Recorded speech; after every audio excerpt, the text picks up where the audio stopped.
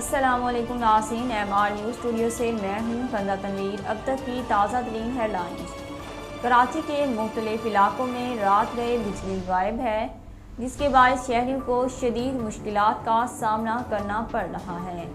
ذرائع کے مطابق کماڑی Bhatta village, Gulshan Iqbal block 10 AFB area سمیت کئی علاقے بجلی سے محروم ہیں۔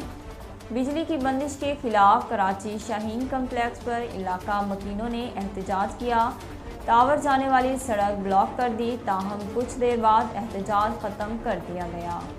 وفاقی وزیر منصوبہ بندی احسن اقبال کا کہنا ہے کہ قومی سلامتی کمیٹی کے پچھلے اجلاس کو عمران نیازی نے دوسرا رنگ دینے کی کوشش کی۔ PTI ملک کے کلیدی مفادات اور سفارتکاری سے کھیل رہی ہے۔ احسن اقبال نے کہا کہ قومی سلامتی کمیٹی کے اجلاس میں ملک کی 2 بڑی انٹیلیجنس ایجنسیوں سے رپورٹ لی گئی، دونوں نے کہا کہ کوئی سازش نہیں ہوئی۔ احسن اقبال نے کہا کہ مراسلہ بھیجنے والے سفیر سے بھی سوال ہوئے، اگر وہ کہہ دیتے کہ سازش ہوئی ہے تو نیشنل سیکیورٹی کمیٹی کا یہ اعلامیہ نہ تھا۔ اس کے علاوہ ان کا کہنا تھا کہ عمران خان پاکستان کو کیوبا اور شمالی کوریا بنانا چاہتا ہے۔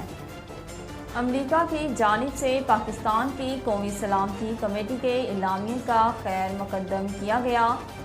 امریکی محکمہ خارجہ کی نائب ترجمان نے کہا کہ امریکہ مسلسل کہہ رہا ہے کہ عمران خان کے الزامات میں قطعی کوئی صداقت نہیں۔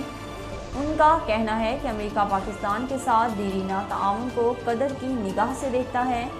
مضبوط، خوشحال اور جمہوری پاکستان امریکی مفادات کے لیے اہم ہے۔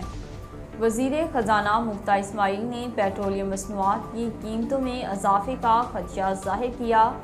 ایک بیان میں مفتیٰ اسماعیل نے بتایا کہ امریکہ میں IMF حکام سے ملاقات ہوئی، وہ چاہتے ہیں کہ پیٹرول پر سبسڈی نہ دی جائے۔ وزیر خزانہ نے کہا کہ حکومت بھی متفق ہے کہ ان سبسڈیز کے متحمل نہیں ہو سکتے، انہیں کم کرنا پڑے گا۔ انہوں نے بتایا کہ IMF پاکستان میں اسٹرکچرل اصلاحات چاہتا ہے، متفق ہیں یہ اصلاحات ضروری ہیں اور انہیں متنازع نہیں ہونا چاہیے۔